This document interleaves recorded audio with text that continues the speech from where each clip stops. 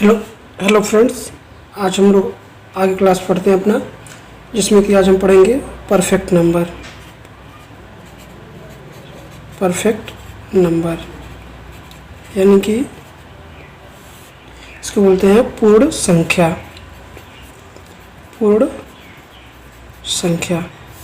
क्या होता है? यदि किसी संख्या के सभी गुणनखंडों का योग किसी संख्या के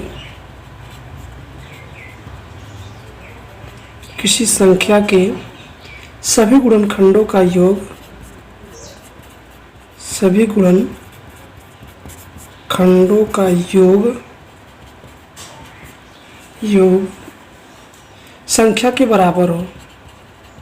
संख्या के बराबर हो तो वह पूर्ण संख्या होता है। इसे इसका एग्जाम्पल देखते हैं। 6 का जो है सभी गुणनखंड करिए तो 1, 2, 3 और 6। तो ये लास्ट का जो है इसको छोड़कर बाकी सभी संख्याओं का योग कर लीजिए। 1 + 2 + 3 = 6, यानी कि ये 6 आ गया, ये 6 इसके बराबर हो गया। तो ये संख्या क्या हो जाएगी? ये संख्या पूर्ण संख्या हो जाएगी। इसी प्रकार ले लेते हैं, जैसे कि अगर 12 को लेते हैं, 12 का फैक्टर करते हैं तो 1, 2, 3, 4, 6 और 12। ये लास्ट का जो है छोड़ देंगे, लास्ट को छोड़ के बाकी सबको ऐड कर लेते हैं। तो 1 + 2 + 3 + 4 + 6। अब इसका जो ऐड किया तो ये आ गया हमारा 3, 3, 6, 4, 10 और 6, 16। यानी कि ये संख्या क्या इस संख्या के बराबर है? नहीं। तो ये संख्या क्या होगा? ये संख्या पूर्ण संख्या नहीं है। अब आगे एग्जाम्पल देखते हैं। 28। अगर इसका फैक्टर करते हैं तो 1, 2, 4, 7, 14 और 28। अब ये लास्ट को छोड़ देंगे, बाकी सबको ऐड कर लेंगे। 1 + 2 + 4 + 7 + 14।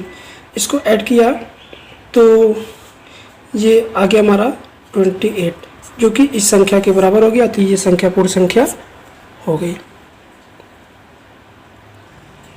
अब बात करते हैं हम अपने अगला यौगिक संख्या।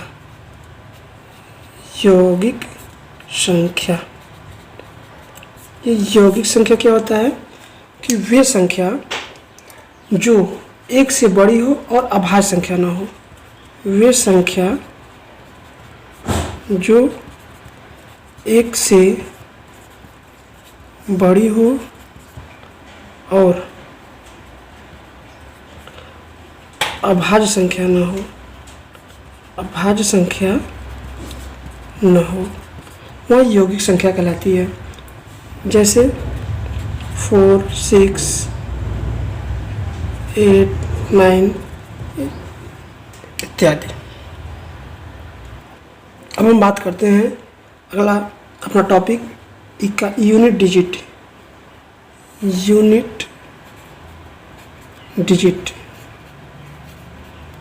यानी कि हिंदी में बोलते हैं इसको इकाई का अंक। तो इसको हम जो है 3 भागों में जो है इसको विभक्त किए हैं। जैसे कि अगर अंकों की बात किया जाए तो कुल हमारे पास सभी कितने अंक होते हैं? 10 अंक होते हैं। कौन कौन से? 0, 1, 2, 3, 4, 5, 6, 7, 8 और 9। इन्हीं अंकों से मिलकर जो है कोई भी संख्या बनती है। अब इसको जो है हम लोग 3 भागों में इसको बांट देते हैं। जो कि पहला में जो है हम ले लेते हैं 0 को, 1, 5 और 6 को, इसको ले लिया। अब इसका इकाई का अंक देखने का नियम ये है कि देखिए कि अगर इनके संख्या यानी कि 0 के पावर कोई भी संख्या हो तो उसका इकाइकांक 0 ही होगा, उसका इकाइकांक 0 ही होगा। अगर 1 के पावर कोई भी संख्या हो उसका इकाइकांक 1 ही होगा, और 5 के पावर कोई भी संख्या हो तो उसका यूनिट डिजिट 5 ही होगा, और 6 के पावर कोई भी संख्या हो उसका यूनिट डिजिट 6 ही होगा। आइए इसका एग्जांपल देख लेते हैं। जैसे कि 10 के power 2 equal to 100 unit digit ये आ गया। ये अगर 10 के पावर 3 ले लेते हैं तो ये आएगा, ये यूनिट डिजिट 0 ही रहेगा। और बात करते हैं 1 का, सपोज 11 के पावर 2 लिया तो इसका आ जाएगा 121 यूनिट डिजिट 1 ही हो गया। और 11 के पावर अगर 3 लेते हैं तो इसका भी यूनिट डिजिट क्या हो जाएगा, 1 ही हो जाएगा। और इधर से 5 के पावर अगर 2 ले लेते हैं तो ये इसका यूनिट डिजिट 25 यूनिट डिजिट 5 हो गया। और अगर 5 के पावर 3 को ले लेते हैं तो 125 यानी इसका भी यूनिट डिजिट 5 ही होगा। और बात करते हैं 6 की, 6 के पावर 2 लेते हैं तो 36 आ जाएगा, इसका यूनिट डिजिट 6 ही होगा। और 6 के पावर अगर 3 लेते हैं तो इसका यूनिट डिजिट 216 है, इसका यूनिट डिजिट भी 6 होगा।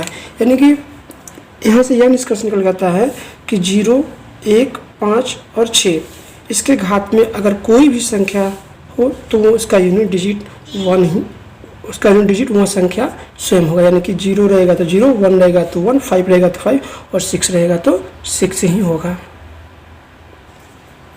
अब बात करते हैं अपने सेकंड टाइप की।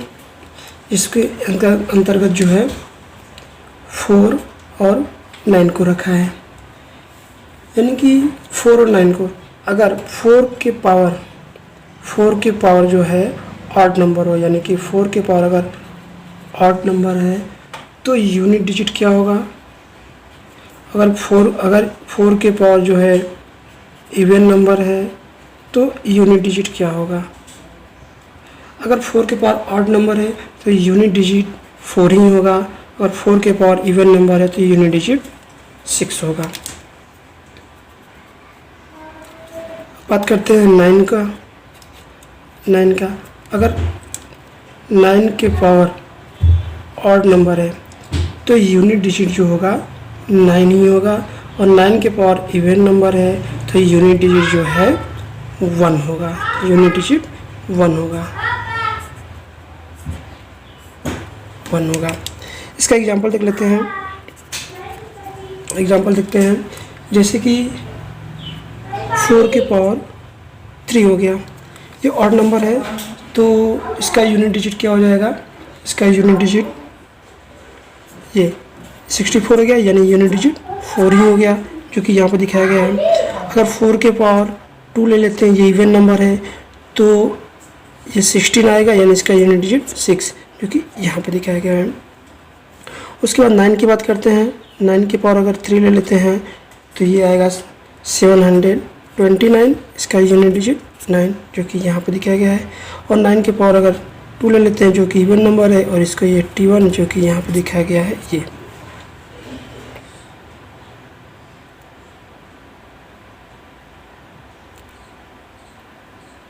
अब बात करते हैं अपने थर्ड स्टेप की, जो कि थर्ड स्टेप में जो बाकी संख्या बचा हुआ है, जैसे कि 2, 3, 7 और 8, इन सब की बात करते हैं, इसकी बात करते हैं।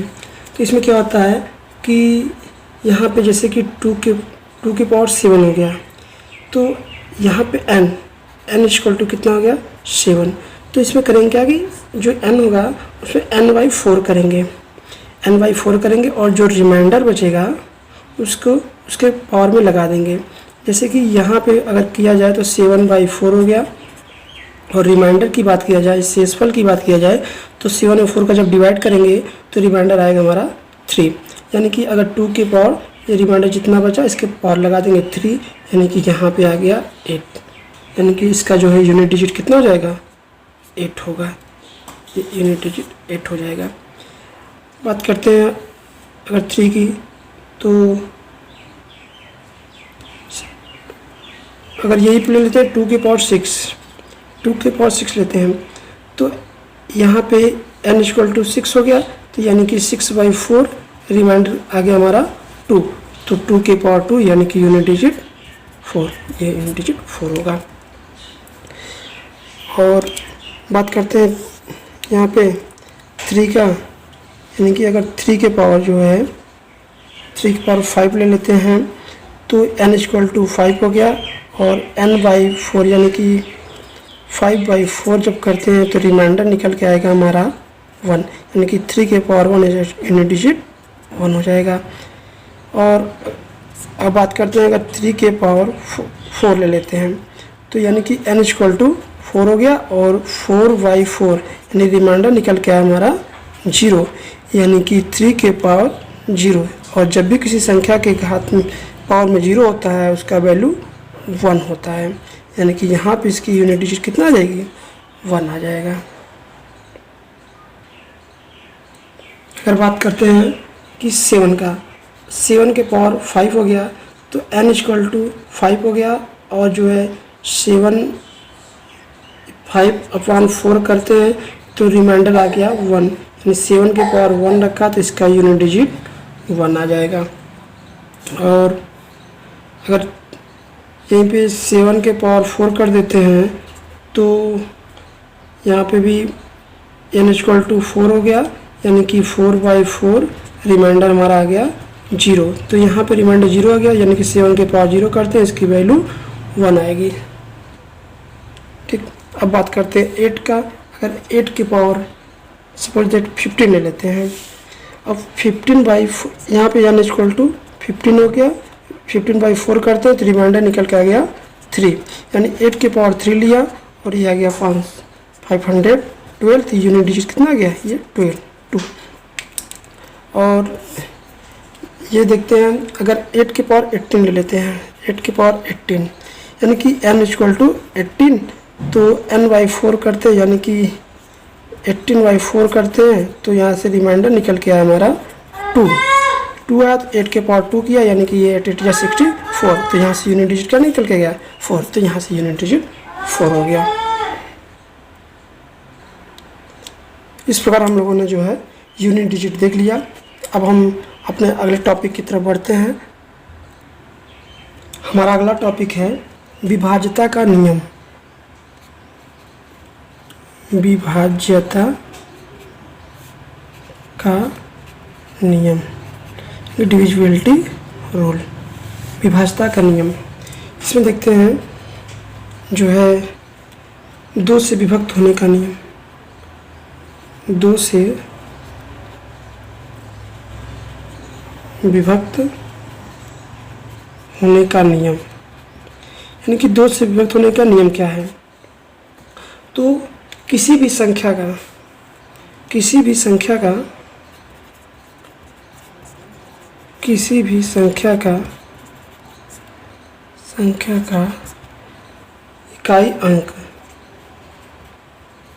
इकाई अंक अगर 0, 2, 4, 6 और 8 हो तो पूरी संख्या जो है 2 से विभक्त होगी, एग्जाम्पल इसका देखते हैं। तो जैसे कि 1, 3, 9, 8, 4, तो इसका यूनिट डिजिट कितना है 4 है, ये पूरी संख्या जो 2 से विभक्त हो जाएगी। और अगला बात करते हैं जैसे 1, 0, 9, 6, 8, 2, यूनिट डिजिट 2, तो ये पूरी संख्या भी 2 से विभक्त हो जाएगी। अब हम बात करते हैं 3 से विभक्त होने का नियम, 3 से विभक्त होने का नियम। 3 से विभक्त होने का नियम क्या है कि यदि दी गई संख्या के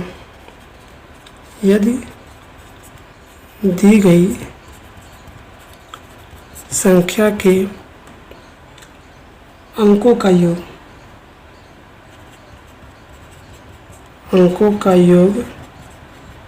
योग 3 से विभक्त हो जाए, 3 से विभक्त हो जाए तो पूरी संख्या 3 से विभक्त होगी। एग्जाम्पल इसका देखते हैं, जैसे कि 6 5 4 3। तो देखिए इसको जो है ऐड करने की ज़रूरत नहीं है। इसको एक ऐसा तरीका बताएंगे जो कि आपको इसको जोड़ने की जरूरत नहीं पड़ेगा। आप डायरेक्ट ऐसे बता सकते हैं, जैसे 3 से कट जाएगा, काट दिया, 6 कट जाएगा, 3 से काट दिया, बचा 5 और 4 कितना हो गया, 9 हो गया। यानी कि 9 भी 3 से कट जाएगी, यानी कि ये भी कट जाएगा, यानी पूरी संख्या जो है 3 से विभक्त हो जाएगी। अगला देखते हैं 9 0 0 6 9 5 4। यानी कि अब देखते हैं इसको, ये 9 3 से कट जाएगा, हटा दिया, 9 कट जाएगा 3 से, हटा दिया, 6 कट जाएगा, हटा दिया, 5 और 4 9 हो गया, ये दोनों मिलकर 9 गया, 9 भी कट जाएगा, इसको हटा दिया, यानी कि पूरा संख्या जो है कट गया, यानी कि ये पूरी संख्या भी जो है 3 से विभक्त हो जाएगी। अब बात करते हैं 4 से विभक्त होने का नियम। 4 से विभक्त होने का नियम। 4 से विभक्त होने का नियम क्या है कि यदि किसी संख्या के अंत का, यदि किसी संख्या के अंत का 2 अंक 4 से विभक्त हो तो पूरी संख्या भी 4 से विभक्त होगी। जैसे एग्जांपल देख लेते हैं, 7 3 9 5 7 6 4। लास्ट का 2 डिजिट देखा 64, ये 4 से डिविजल है, तो पूरी संख्या भी जो है 4 से डिविजल हो जाएगी। और देखते हैं 7 4 0 9 6 0 0। तो यहाँ पे देखा ये लास्ट का 2 डिजिट भी जो है 4 से डिविजल है, तो पूरी संख्या भी जो है 4 से डिविजिबल होगी। अब बात करते हैं अपना अगला, यानी कि 5 से विभक्त होने का नियम। तो 5 से विभक्त होने का नियम। अब देखते हैं 5 से विभक्त होने का नियम क्या है। यदि किसी संख्या के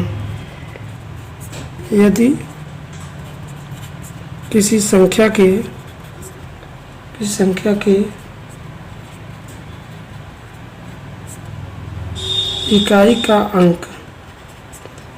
का अंक 0 या 5 हो तो पूरी संख्या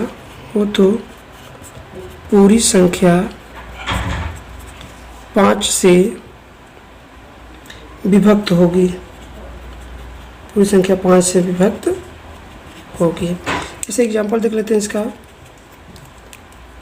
199,095। लास्ट में 5 आ गया, तो ये पूरी संख्या जो है 5 से डिविजिबल हो जाएगी। जैसे 1111130, लास्ट में 0 आ गया ना, तो ये पूरी संख्या भी जो है 5 से विभक्त हो जाएगी। अब हम आगे बढ़ते हैं 6, यानी कि 6 से विभाज्यता का नियम। 6 से विभक्त होने का नियम।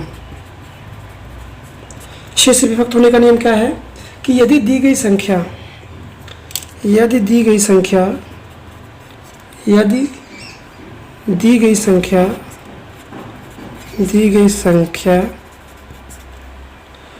2 और 3 से पूर्णतः विभक्त हो तो पूरी संख्या भी 6 से विभक्त होगी। एग्जाम्पल जैसे कि 85710। अब आपने देखा लास्ट में 0 आ गया तो ये 2 से तो विभक्त हो जाएगा। अब बचा हमें 3 से चेक करना है। तो देखिए 7 और 5 12, 7 और 5 12, ये 3 से कट गया। बचा 8 और 1 9, ये भी 3 से कट गया, यानी पूरी संख्या भी क्या करेगी, 2 और 3 से कट गया तो ये पूरी संख्या 6 से विभक्त हो जाएगी। अब बात करते हैं 7 से विभक्त होने का नियम, 7 से विभक्त होने का नियम। तो ये जो 7 से विभक्त होने का नियम है, जब दी गई संख्या जब दी गई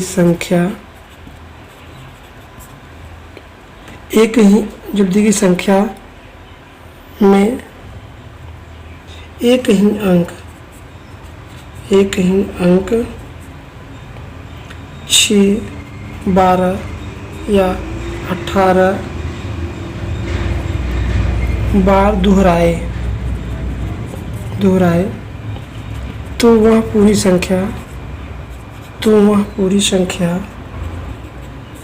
7 से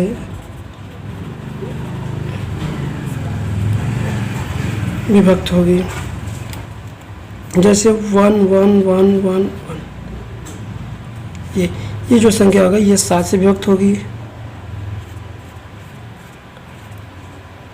ये संख्या भी जो है 7 से विभक्त होगी। और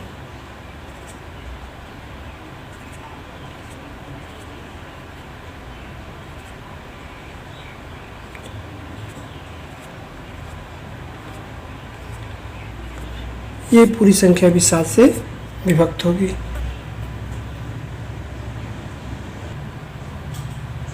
अगला देखते हैं 8 से विभक्त होने का नियम। 8 से विभक्त होने का नियम। 8 से विभक्त होने का नियम क्या है कि किसी संख्या के अंत के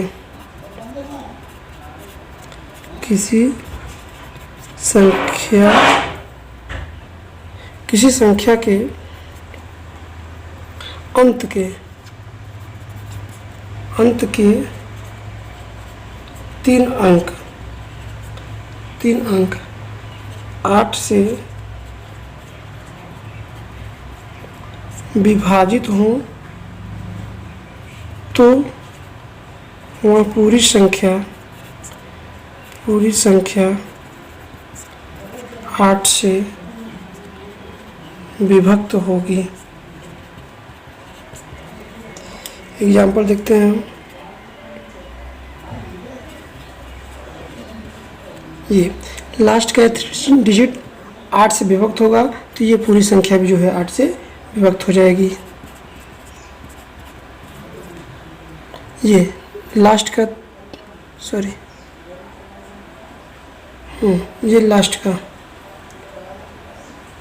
ये लास्ट का 3 डिजिट जो है 8 से विभक्त हो जाएगा तो जो है ये पूरी संख्या भी 8 से।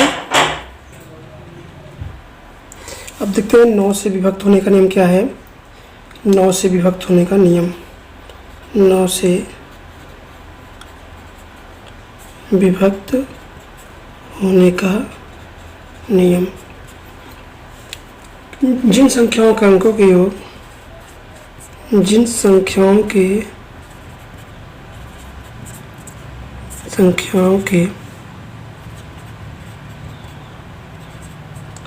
अंकों का योग 9 से विभक्त हो, 9 से विभक्त हो तो पूरी संख्या भी 9 से विभक्त होगी।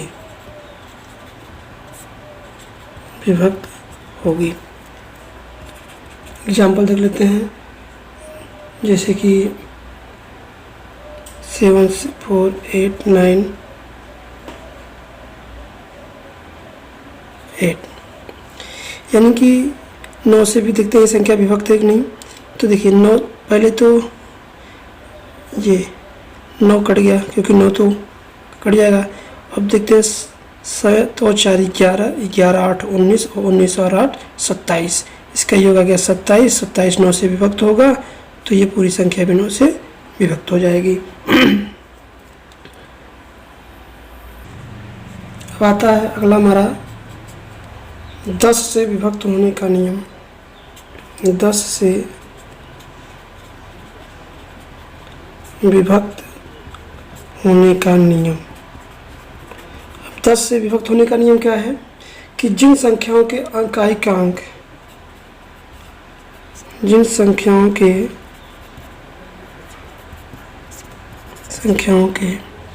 इकाई का अंक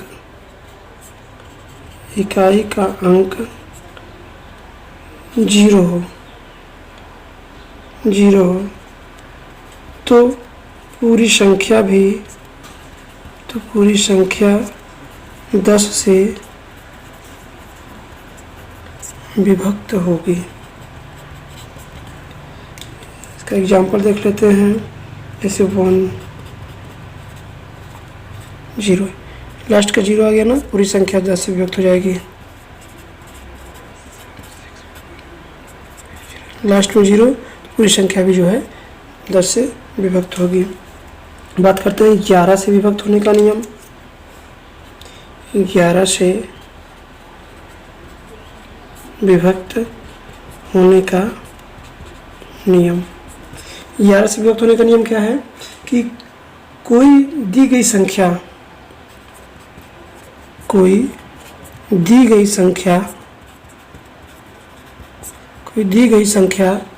11 से तभी विभक्त होगी, 11 से तभी विभक्त होगी जब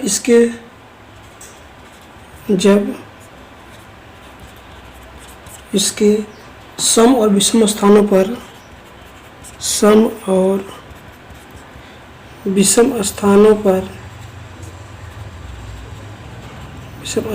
पर आने वाले अंकों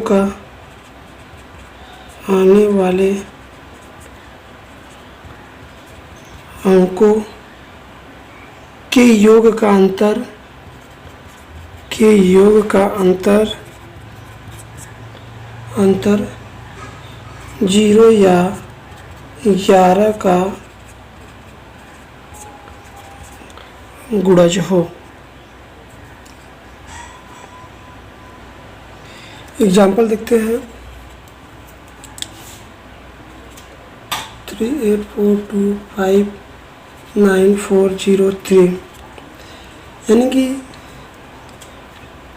ये 3 4 5 4 और 3, तो 3 और 4 7, 7 और 5 12, 12 और 4 16, 16 और 3 19, 19 आ गया।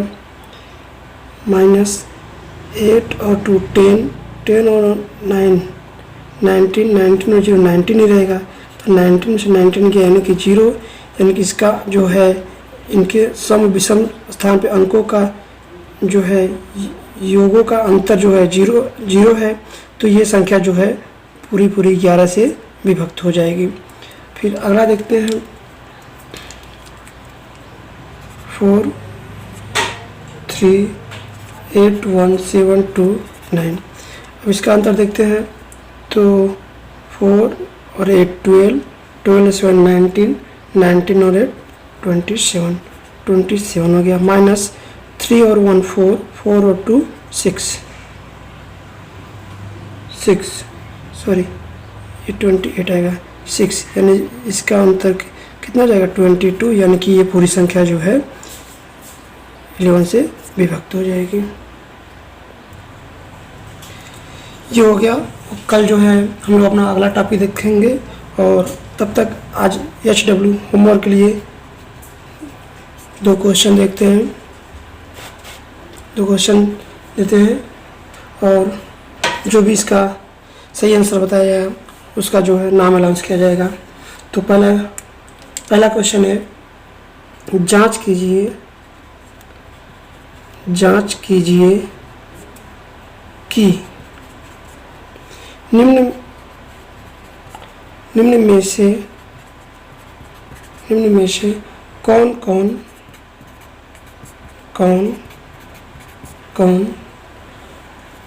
अभाज्य संख्याएं हैं।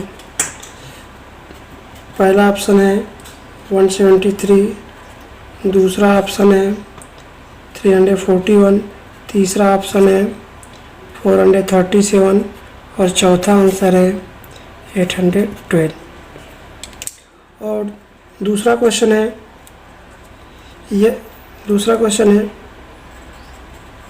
यदि संख्या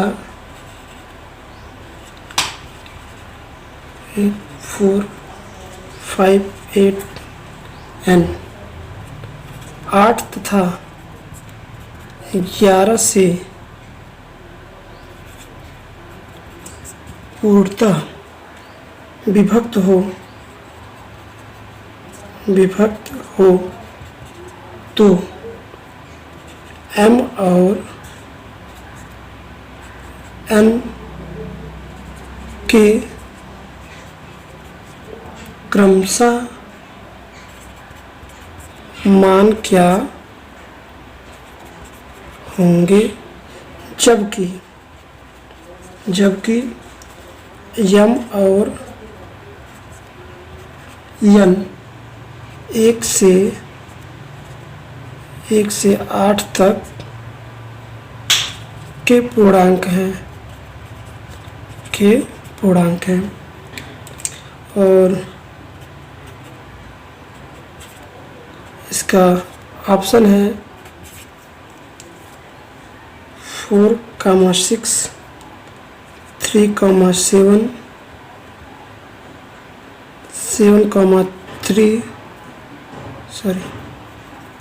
4, 3 और 6, 4। तो ये रहा आपका होमवर्क, और कल आप लोग इसका जवाब दीजिएगा, और जो भी सही जवाब देगा उसका नाम अनाउंस किया जाएगा यहाँ से। ठीक है, तब तक के लिए धन्यवाद।